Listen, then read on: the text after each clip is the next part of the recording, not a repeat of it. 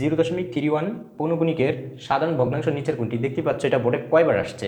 তো এটাকে কিভাবে সলভ করতে হয় দেখো, 0.31 পৌনপুনিক সমান, তো দেখো দশমিকের পরে প্রত্যেকটা অঙ্কের জন্য সাধারণ ভগ্নাংশের হরে হয় 9 আসবে অথবা 0 আসবে।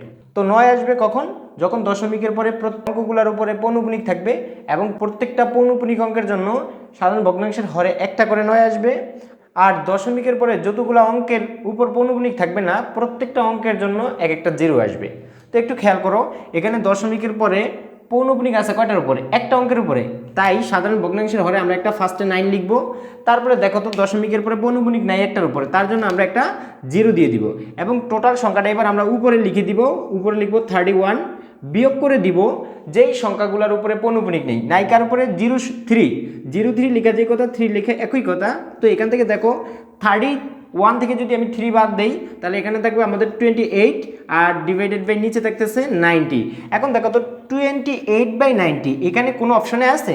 দেখো এখানে আছে 28/99, বাট 28/90 কিন্তু নাই। নাম্বার অপশন আছে 31/100, সি নাম্বার অপশন আছে 14/45। তো এখন দেখো তোর দ্বিগুণ হচ্ছে 28 আর 45 এর দ্বিগুণ হচ্ছে 90, তার মানে অ্যান্সার হচ্ছে আমাদের বি। ঠিক আছে, ওকে।